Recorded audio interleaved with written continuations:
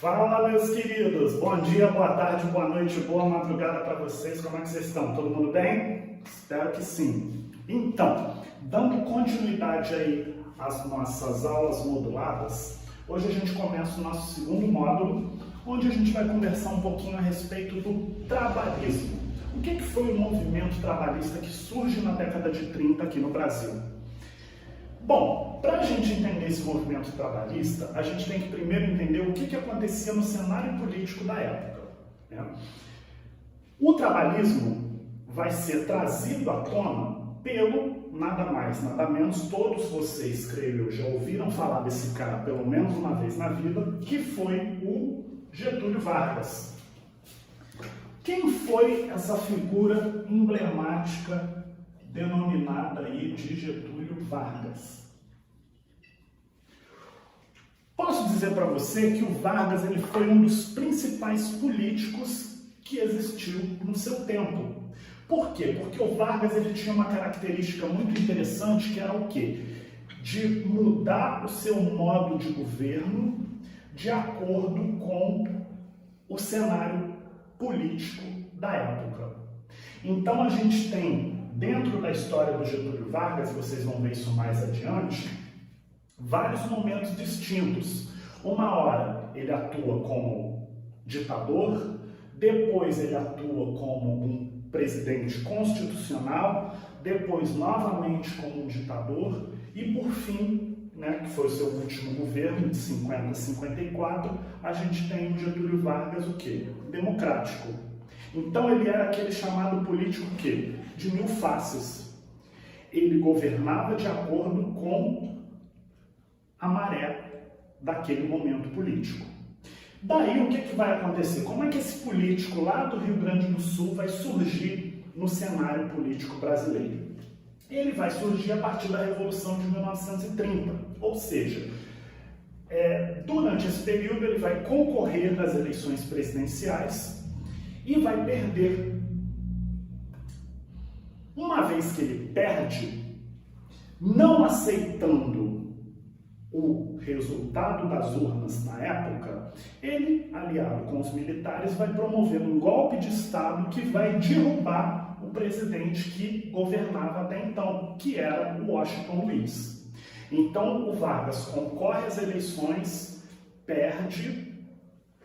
Com o apoio dos militares, ele derruba o presidente que estava em exercício, que estava governando, e a partir dali inicia-se o chamado governo provisório. O governo provisório de Getúlio Vargas ele vai de 1930 até 1934. Daí ocorre uma coisa interessante. Por quê? Porque uma vez que ele assume o governo, a elite brasileira vai se posicionar contra o governo Vargas, principalmente a elite brasileira paulista. Por quê? Porque nas eleições que ele perdeu em 30, o candidato que seria eleito, que saiu vitorioso, que agora me faltou o nome dele, era apoiado pelo Estado de São Paulo.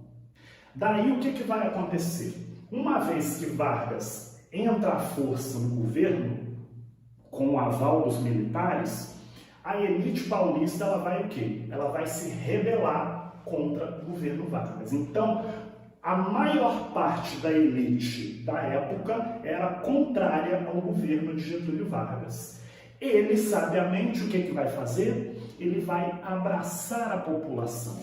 Ou seja, já que ele não tem o apoio de quem tem a bufunfa, de quem tem a grana, o que ele vai fazer? Ele vai buscar o apoio da massa, da população.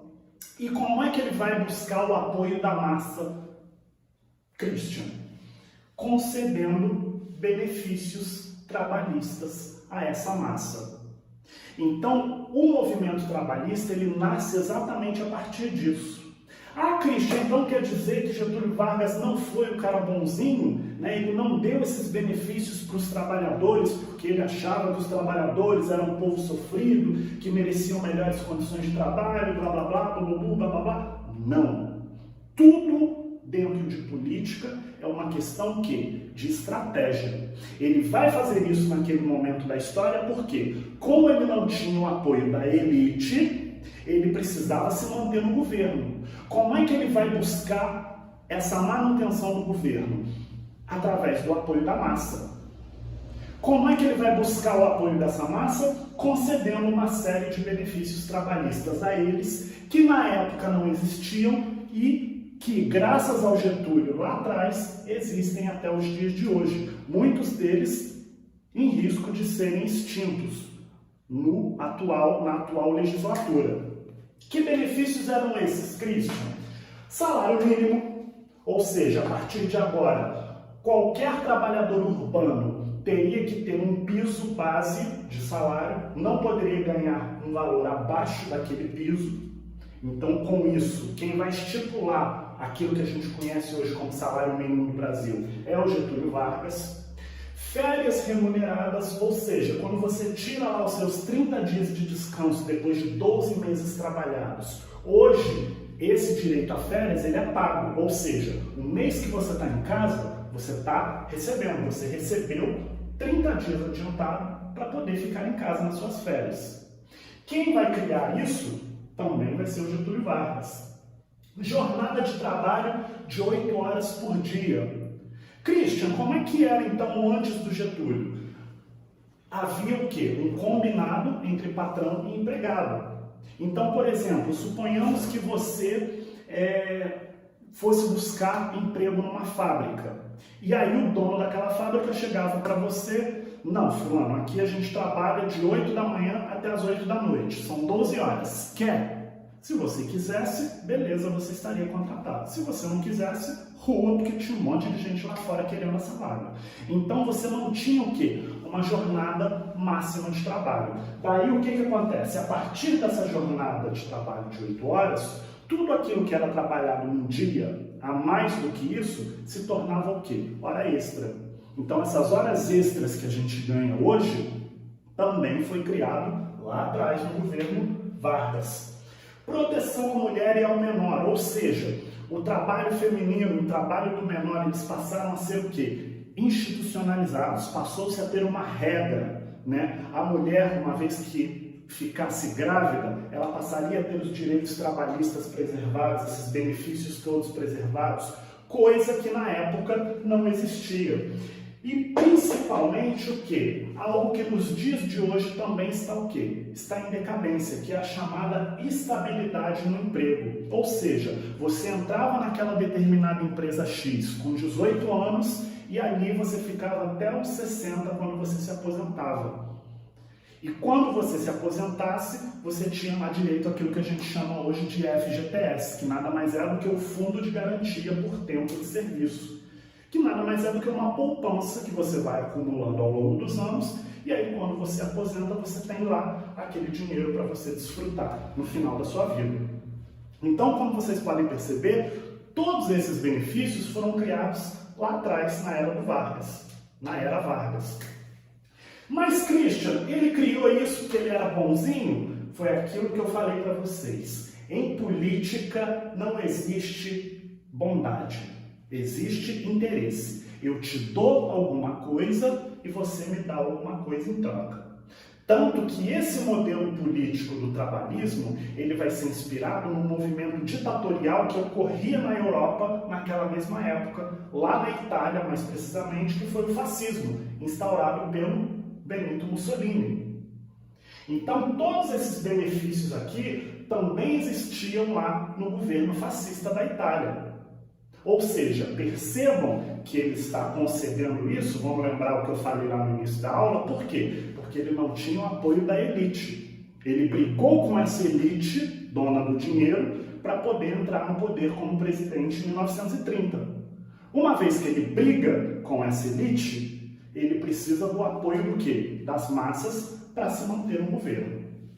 E aí, o material de vocês, na página 7, começa da seguinte forma. Só lembrando, essa aula é direcionada aos meus alunos da Rede Pública do Estado do Rio de Janeiro, que tem essas orientações de estudo a serem seguidas aí ao longo desse ano letivo atípico que a gente está vivendo, beleza? Então ele começa o seguinte: o trabalhismo. Durante o período getulista, o desenvolvimento urbano de São Paulo e do Rio de Janeiro atraiu para as cidades grandes um número de trabalhadores rurais que migravam principalmente do Nordeste, fugindo da miséria, da exploração e das secas. Com o progresso da indústria, vai crescer o número de operários e, ao mesmo tempo, ampliar-se a consciência dos trabalhadores de que era preciso lutar pelos seus direitos. Percebendo a crescente força da classe operária, Getúlio Vargas elaborou uma política trabalhista que tinha a função de conquistar a simpatia dos trabalhadores, que eu acabei de falar para vocês, exercer o domínio sobre eles através do controle dos sindicatos. Ou seja, ele dava com uma mão. Eu te dou jornada de trabalho de 8 horas, férias remuneradas, descanso semanal remunerado, estabilidade no emprego, mas em troca eu vou Eu vou controlar o sindicato. Então você não pode mais fazer greve, porque você não pode mais faltar ao trabalho. Perceberam que nada em política é de graça? Ele está dando com uma mão, mas ele está tirando alguma coisa com a outra, beleza? Bom, essa política do Vargas, a política trabalhista, vai ser inspirada na Carta del Lavoro, que foi criada, conforme eu falei, pelo movimento fascista italiano, idealizado lá pelo Benito Mussolini. Com isso, foram elaboradas nesse período inúmeras leis trabalhistas que asseguravam ao operário direitos básicos como, primeiro, salário mínimo, que a gente já conversou, férias remuneradas, jornada de 8 horas, proteção ao trabalho da mulher e do menor e estabilidade no emprego. Todos esses itens que eu enumerei aqui, até então, não existiam. Então, para aquela época, era uma grande novidade. E óbvio que uma vez que ele concede essas benesses à classe trabalhadora, essa classe trabalhadora urbana vai passar a apoiar o governo Vargas. Ou seja, ele simplesmente substitui o apoio que ele não tinha da elite, principalmente da elite paulista, pelo apoio da massa, concedendo esses benefícios. Beleza? Em 1943, essas leis foram reunidas na chamada Consolidação das Leis do Trabalho, a famosa CLT, que vai representar um marco importante na história da legislação trabalhista. Daí, apoiando-se no avanço das leis trabalhistas, a propaganda política do governo apresentava Vargas como um grande protetor dos trabalhadores, uma espécie de pai dos pobres. Ou seja, a consolidação das leis do trabalho, ou seja, essa série de benefícios que ele, na época, concedeu a essa massa da população, vai o tornar um verdadeiro ídolo para aquela população trabalhadora da época. Por isso que ele passa a ser chamado por muitos de pai dos pobres. Vargas procurava sustentar essa imagem por meio do seu estilo populista de governo. Pregava a conciliação nacional entre trabalhadores e empresários, se colocava no governo como juiz supremo do conflito entre eles. E, de um lado, o populismo de Vargas reconhecia a necessidade e desejo dos trabalhadores. Por isso, assim, fazia concessões como um meio de controlar essa classe, impedindo mudanças mais profundas. Para os empresários, o governo vai representar uma garantia de ordem pública e estabilidade social. Como assim, Christian? Para os empresários ele vai representar uma garantia de ordem pública? A partir do momento em que ele concede esses benefícios para os trabalhadores, ele controla os sindicatos. Uma vez que ele tem o controle dos sindicatos, essas pessoas não se rebelam à toa. Então não vão fazer greve, não vão faltar ao trabalho. Então, se por um lado isso era interessante para a classe trabalhadora, por outro lado era interessante para o empresariado, que vai ter a sua produção estabilizada. Então, ele, conforme eu disse, conquistou principalmente a massa, mas ele também vai ter, ao longo do tempo, a simpatia do empresariado, justamente por conta disso, porque com a garantia desses benefícios que eu já falei aqui, você não tinha incidência do quê? De movimentos sociais rebeldes, greves, paralisações, entre outras coisas, ok? Na imagem que vocês têm aí na página 8, né, a gente tem uma foto onde os trabalhadores assistem a um desfile do dia 1º de maio, organizado pelo governo em homenagem ao trabalhador. É interessante a gente ressaltar a passividade e o apoio dos trabalhadores à manifestação organizada pelas autoridades da época. Os dizeres, o trabalhador sindicalizado é o trabalhador disciplinado, demonstram como a função do sindicato perde as suas características, originalmente ligadas à organização de manifestações e greves que afrontavam os interesses dos industriários. Lembra do que eu falei para vocês? Político não dá nada de graça para ninguém. Ele deu essas benesses, mas em troca ele conseguiu o quê? Manter o controle social da classe trabalhadora. Por isso essa frase célebre, o trabalhador sindicalizado é o trabalhador disciplinado, ok? Ressaltamos como as leis trabalhistas fizeram de Getúlio um governante extremamente popular. O Departamento de Imprensa e Propaganda, que também era chamado de DIP, e as leis de controle sobre os sindicatos vão ser aí de grande relevância nesse processo de controle desejado pelas autoridades da época.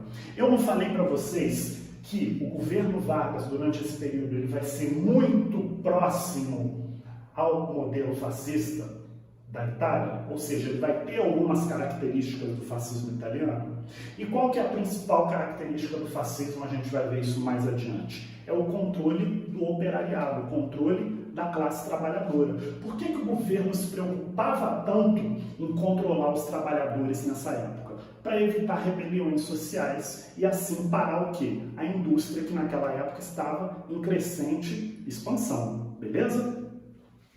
Daí a gente tem na página 9 um quadradinho que fala a respeito do culto a Vargas. A propaganda política durante o Estado Novo, aonde ele diz o seguinte: em 1941, o governo implantou o Departamento de Imprensa e Propaganda, DIP, como órgão da Presidência da República para o culto à personalidade de Getúlio, algo muito similar a isso aqui. Se a gente for olhar no contexto geopolítico da época, em 41 a gente estava no auge do quê? Da Segunda Guerra Mundial. Então muitas coisas que refletiam lá fora, né, que aconteciam lá fora, acabavam refletindo aqui dentro do nosso país. O mais importante veículo de propaganda utilizado pelo DIP era a Rádio Nacional, que logo contratou um enorme elenco de artistas e alcançou um público em comum. Outros veículos fundamentais utilizados pelo governo eram os jornais A Manhã, do Rio, A Noite de São Paulo e O Velho Estado de São Paulo, todos integrados nas empresas incorporadas ao patrimônio da União. O Estado Novo recrutou também para seu aparato político o sistema escolar, através da revisão dos programas da obrigatoriedade do ensino cívico, dos desportos, do canto coral e dos desfiles majestosos, além da edição de livros didáticos, que eram manuais de propaganda do regime ao culto de Getúlio Vargas. Então, pessoal, percebam que tudo nessa época em que Vargas esteve no poder, nesse primeiro momento da história, vai ser direcionado visando o quê? Um controle social da classe trabalhadora. E que, de certo modo, durante esse período que ele vai se manter no poder, que é de 1930 até 1945, vai ser muito útil, vai ser muito bem utilizado pelo governo. Então, com isso, a gente encerra essa parte da aula número 1 e lembrando a vocês que, caso tenham dúvidas, vocês sabem exatamente aonde me encontrar, beleza? Grande abraço e tchau!